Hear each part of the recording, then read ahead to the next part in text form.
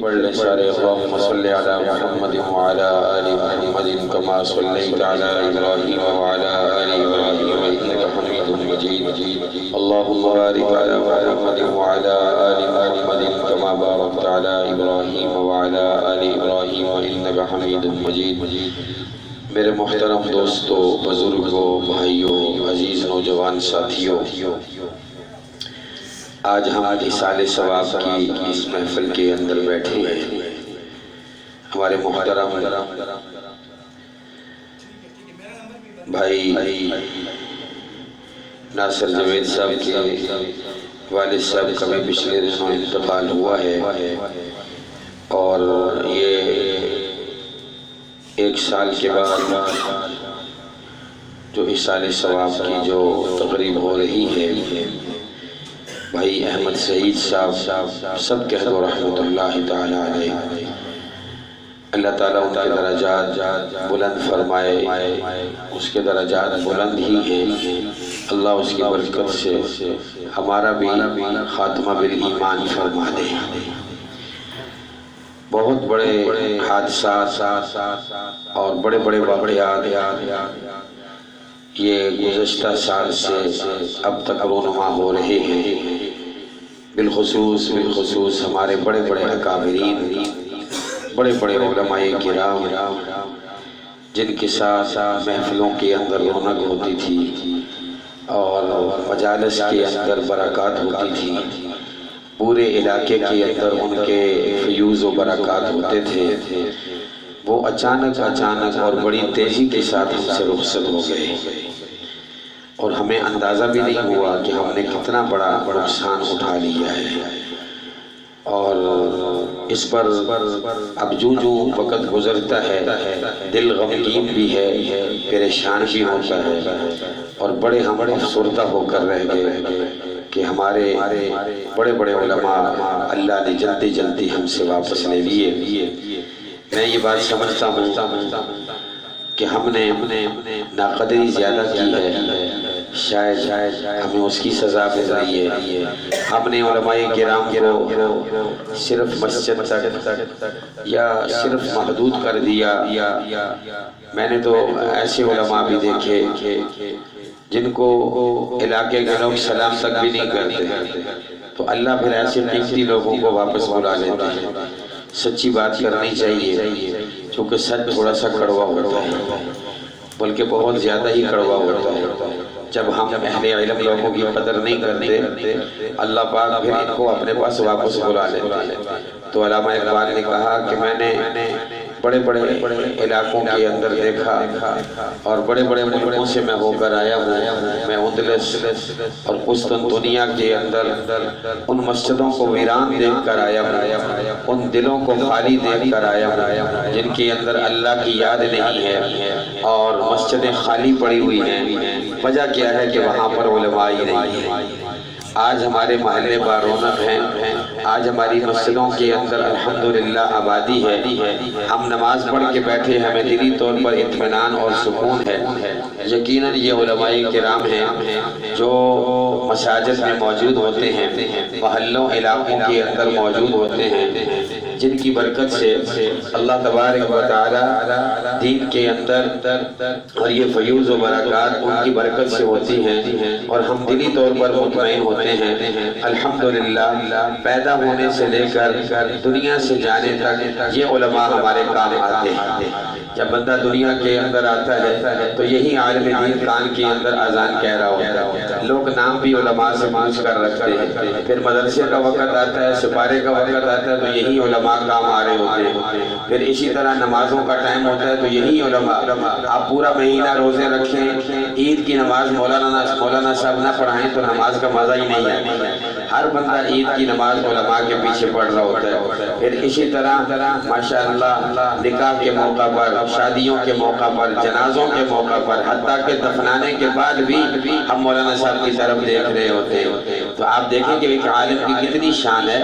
ہم نے علماء کرام کی قدر نہیں کی، اس لیے ہم نے ان علماء کرام کی شاید پہچان نہیں کی. اللہ نے ہم سے یہ جلدی لے لیے اور بہت تیزی کے ساتھ جا رہے ہیں. میں کہنا یہ چاہتا ہوں کہ اب جتنے علماء باقی ہیں ہم نے ان کی قدر بھی کرنی ہے، ان کی پہچان بھی رکھنی ہے اور ان کا احترام بھی کرنا ہے. سب کہہ دو انشاءاللہ.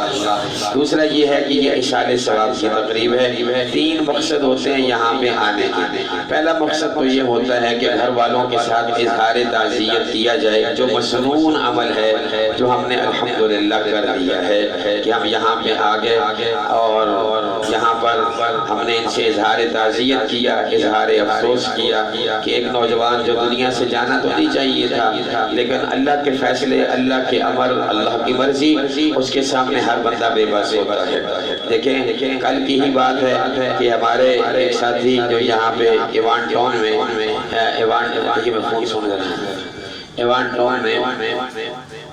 نوجوان تھا، ابھی اس کی پچھلے سال شادی ہوئی تو اچانک اس کے سر پہ گارڈر لگا تو جگہ پہ فوت ہو گیا. 20-22 سال اس کی عمر تھی. میں آپ کو کیا بتاؤں کہ میں نے نوجوانوں کو زیادہ مرتے ہوئے دیکھے. میرے ماموں جی بیمار تھے، میں پہلے بھی یہاں بتا چکا ہوں، ہسپتال ایمرجنسی کے اندر تھے تو میں نے ان کو وہاں پہ دیکھا. یقین جانے کہ مجھے سب کچھ بھول گیا، مجھے سمجھ نہیں آ رہی تھی کہ میں ان کو دیکھوں.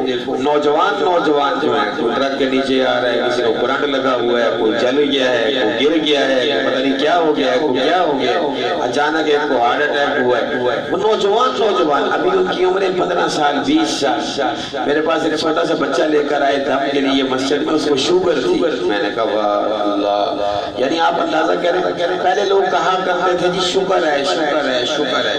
پہلے لوگ کہا کرتے تھے جی جو بات پوچھو کہ آ رہے جی خیر جی ملک صاحب ٹھیک ہیں، خان صاحب ٹھیک ہے، وہ آگے سے کہتے تھے شکر ہے شکر ہے شکر ہے. اب جس بندے سے پوچھو وہ کہتا ہے شکر ہے شکر ہے شکر ہے. بات سمجھ نہیں آ رہی. پہلے شکر ہے کہا کرتے تھے، اب کہتے ہیں شکر ہے شکر ہے شکر ہے.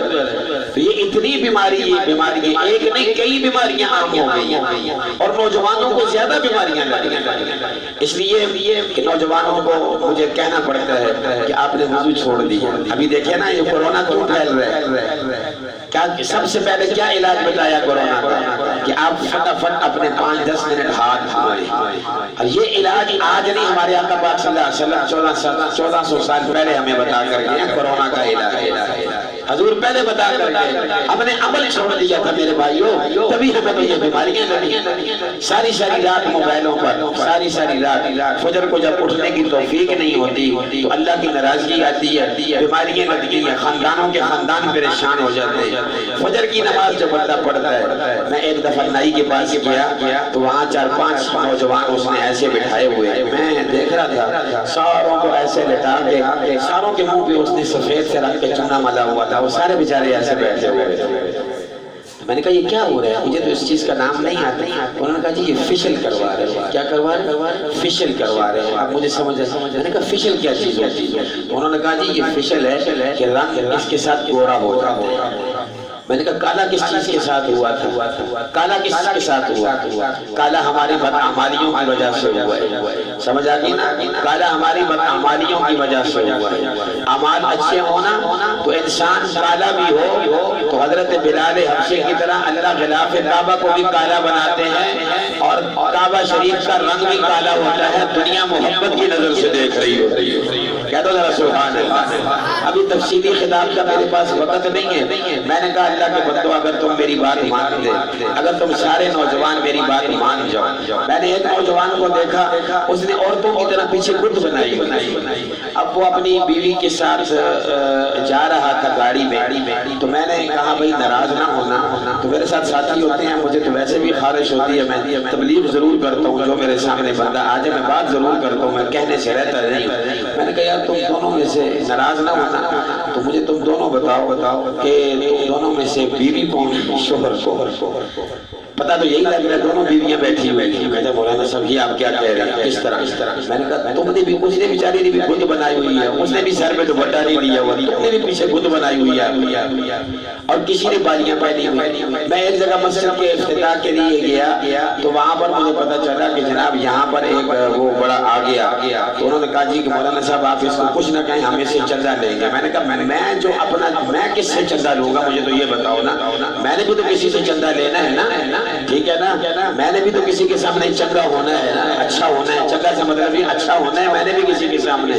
اور وہ بڑے اس نے لاکٹ پہنے ہوئے، مولانا آپ حیران ہوں گے، انگوٹھیاں اس نے پہنی ہوئی، گلے میں اس نے وہ پہنے ہوئے. تو یہ بیریا ٹاؤن کی طرف کیا نام ہے اس کے نام بھی تو بتا رہے تھے، مجھے نام پھر بھول گیا اس کے. وہ چلو خیر دفع کرو. تو کہنے کا مقصد یہ ہے کہ اس نے بڑا کچھ جناب والا وہ پہنا ہوا تھا. تو میں نے اس سے اتنی درخواست کی، میں نے کہا بھائی اگر تو یہ اجازت ہوتی تو یقین جانو میں تمہیں ایک بات بتاؤں. اس کی آنکھوں میں آنسو آئے یقیناً. میں نے کہا ایک مرتبہ اللہ نے نا اپنے حبیب صلی اللہ علیہ وسلم سے کہا یا رسول اللہ آپ مجھے بہت اچھے لگتے ہیں. کہہ دو ذرا سبحان اللہ. میں نے آپ کو شمس الضحیٰ بنایا، بدر الدجا بنایا، خیر الورا بنایا، امام الانبیاء بنایا، احمد مجتبی اور محمد مصطفیٰ بنایا ہے.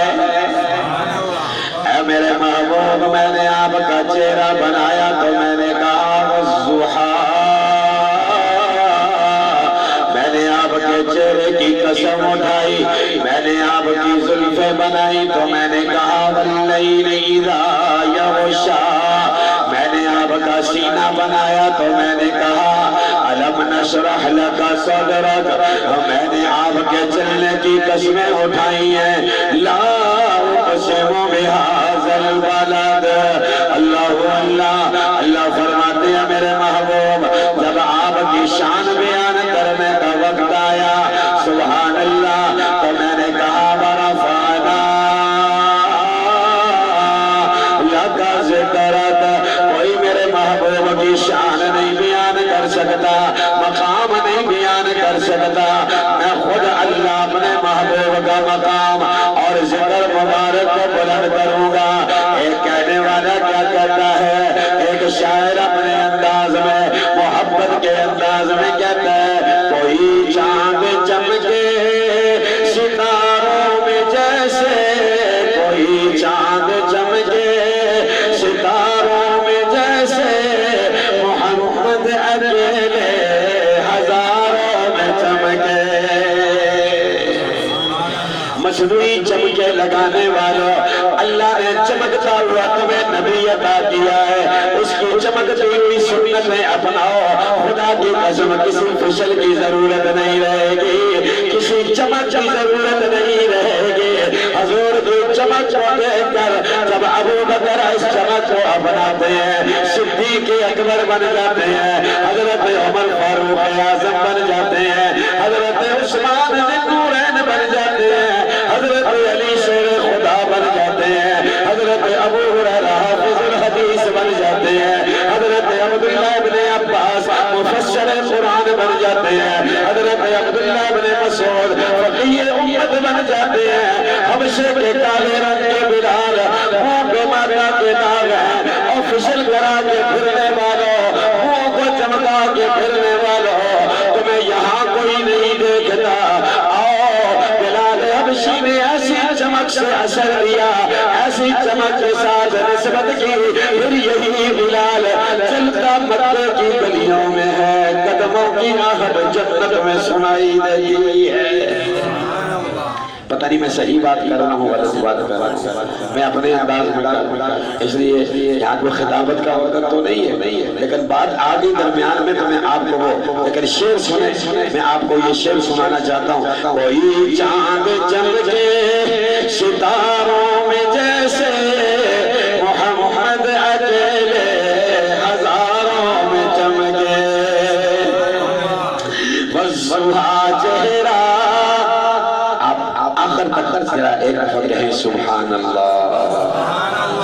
میں حضور کا تذکرہ کر رہا ہوں، اپنا نہیں کر رہا، کسی کا اور کا بھی تذکرہ نہیں کر رہا، اس لیے جو سنیں تو ذرا محبت سے کہہ دیں، ذرا کہہ رہے شرمائے نہ، سبحان اللہ کہنے والے پر نہ پرچہ ہوتا ہے نہ خرچہ ہوتا ہے، لیکن جو سبحان اللہ کہتا ہے عرش پہ اس کا بڑا ہی چرچا ہوتا ہے، اس لیے اب آپ محبت سے کہہ رہے سبحان اللہ۔ اب سنیں وَالضُّحَىٰ چہرہ، کہو سبحان اللہ، وَالضُّحَىٰ چہرہ، ربیع الاول شریف کا مہینہ جا رہا ہے نا، اس لیے یہ بات بیان کرنی ضروری ہے۔ وَالضُّحَىٰ چہرہ وَاللَّيْلِ زُلْفیں، وَالضُّحَىٰ چہرہ وَاللَّيْلِ زُلْفیں، وہ قرآن کے 30 پاروں میں چمکے۔ سبحان اللہ سبحان اللہ سبحان اللہ۔ پہلے آنے کا مقصد تو یہ ہے کہ گھر والوں کے ساتھ اظہار تعزیت کرنا۔ کیا ٹائم ہوا؟ 2:11 انشاءاللہ۔ دوسرا مقصد یہاں آنے کا یہ ہے کہ انسان اپنی موت کو یہاں سے یاد کرتا ہوا جائے۔ جانے والا تو جا چکا ہے، اب باری میری ہے یا کوئی بھی اس دنیا کے اندر نہیں رہے۔ جناب جی، یہ کوٹھیاں، یہ بنگلے، یہ چھت، یہ خوبصورت کمرے، یہ ٹائلیں جن باتھ روموں پہ 2-2 لاکھ کی لگائی ہیں، جناب یہ ادھر ہی رہ جی، کوئی واش روم بھی نہیں جا سکے گا۔ یہ جو کپڑے ہیں یہ کاٹ کر اتارے جائیں گے اور پھٹے پہ لٹا دیا جائے گا، مسجدوں میں اعلان ہوگا اور نام چینج کر دیں گے، خان صاحب نہیں لکھیں گے، ملک صاحب نہیں لکھیں گے، چودھری صاحب بھی نہیں لکھیں گے، آپ جس چارپائی پر لیٹے ہوئے ہوں گے جنازے کی چارپائی لے نام چینج ہو جائیں گے۔ کیا جا رہا ہے جی؟ ملک صاحب جا رہی ہے پراڈو پہ؟ نہیں جی، ملک صاحب کا جنازہ جا رہا ہے، خان صاحب کا جنازہ جا رہا ہے۔ پھر جب جنازگاہ میں پہنچتے ہیں، صفیں سیدھی کرو بھائی، جنازہ تیار ہے، میت آگے لے جاؤ جی۔ چودھری صاحب کہتے ہیں جی، مولانا صاحب کیا کہہ رہے ہیں، ناراض ہو جائیں گے، اندر لیٹے ہوئے ہیں ناراض ہو جائیں گے، جنازہ ادھر لے آؤ بھائی، میت آگے لے آئے بھائی۔ یہ انسان تیری وقت ہے، آیا بھی اسی طرح تو جا بھی اسی طرح رہا ہے۔ حضرت بلال حبشی کی بات سنو اور آنکھوں میں آنسو لے آؤ۔ فرماتے ہیں لوگوں، ہم آئے تو روتے ہوئے، لیکن جب جائیں گے تو انشاءاللہ ہنستے ہوئے جائیں گے۔ بیوی پاس بیٹھی ہوئی رو رہی ہے، بیوی نے کہا کیوں رو رہی ہو؟ حضرت بلال حبشی نے کہا کیوں رو رہی ہو؟ جی اس لیے رو رہی ہو کہ آپ کا آخری وقت ہے، آپ دنیا سے چلے جائیں۔ فرمایا بہت رو لیا ہے، اب تو ہنسنے کا وقت شروع ہو گیا ہے۔ تہجدوں میں روئے، نفلوں میں روئے، نمازوں میں روئے، تلاوتوں میں روئے، حضور کی محبت میں مار کھا کھا کر رویا ہویا، اب تو سبحان اللہ، اب تو ہنسنے کا وقت۔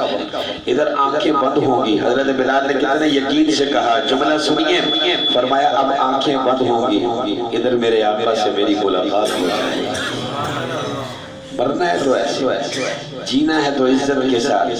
عزت کس میں ہے؟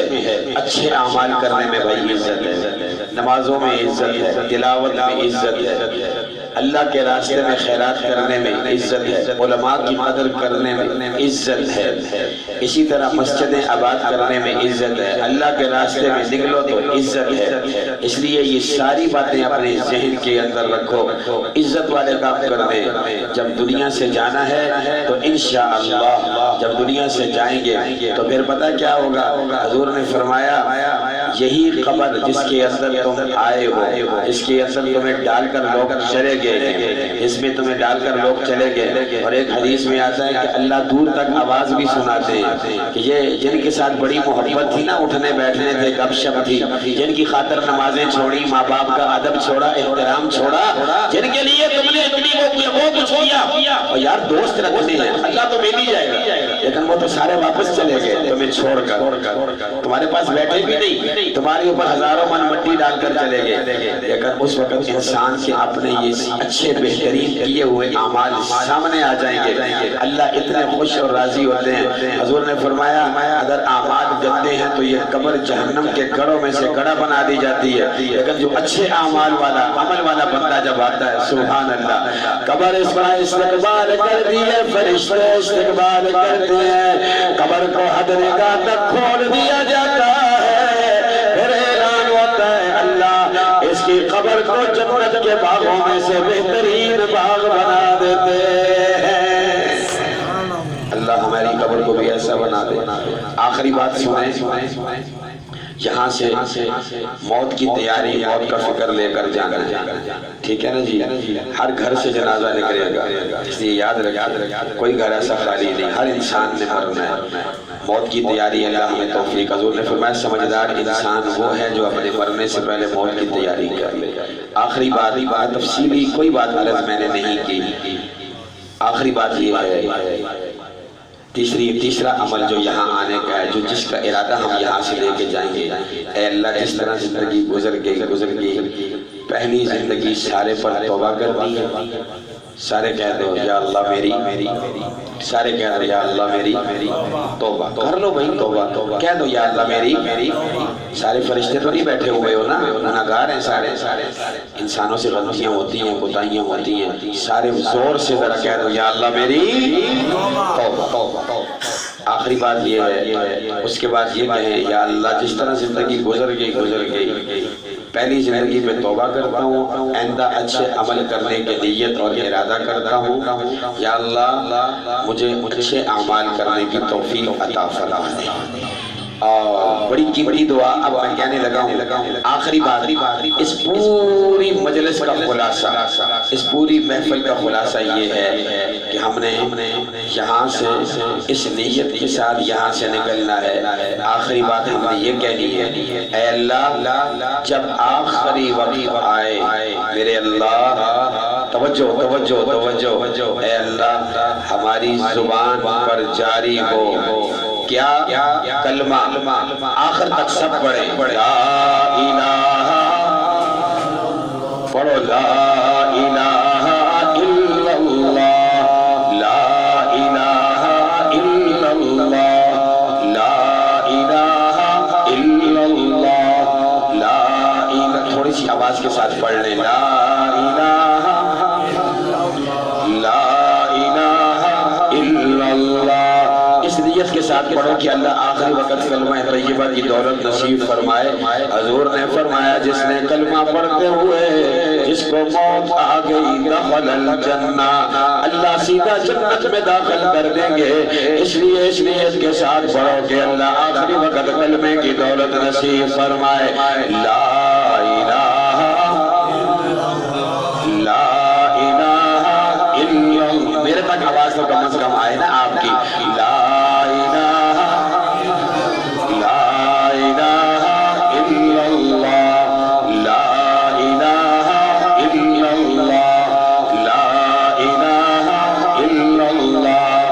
شعر بھی سن لو، حسبی ربی جل اللہ ما فی قلبی غیر اللہ، نور محمد صلی اللہ، لا الہ، پڑھ لو لا الہ، لا الہ الا اللہ، راہ وفا میں بڑھتا جا، قرب کے زینے چڑھتا جا، شوق سے ہر دم پڑھتا جا، لا الہ، لا، کمرے میں کوئی بندے نہیں پڑھ رہے، لا الہ، لا الہ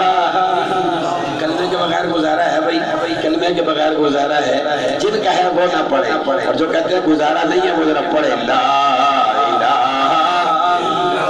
لا، یہ جنت کا ٹکٹ ہے، لینا ہے کہ نہیں لینا؟ پھر لو جنت کا ٹکٹ، منہ سے نکالو لا الہ لا الہ الا اللہ لا الہ الا اللہ۔ ایک دو پنجابی بھی نظر آگئے، ان کے بھی سنا دیتا ہوں۔ پڑھ کلمت ہو مسرور میاں، دل کر لے نور و نور میاں۔ پڑھ کلمت ہو مسرور میاں، دل کر لے نور و نور میاں۔ ہو جا سب غم دور میاں، پڑھ لا الا اللہ لا الہ الا اللہ۔ آپ مست دیکھو کلمہ ایسا پڑھو، اس محبت کے ساتھ پڑھو کہ لوگ آپ کو دیوانہ کہیں۔ اللہ کو ایسے یاد کرو کہ لوگ آپ کو کہیں دنیا دیکھیے گئی یاری اللہ کی محبت میں پاگل ہوا ہوا ہے، دیوانہ کہیں۔ اس لیے ذوق اور شوق کے ساتھ پڑھو لا الہ لا الہ الا اللہ لا الہ الا اللہ لا الہ محمد رسول اللہ، کہہ دو صلی اللہ علیہ وسلم۔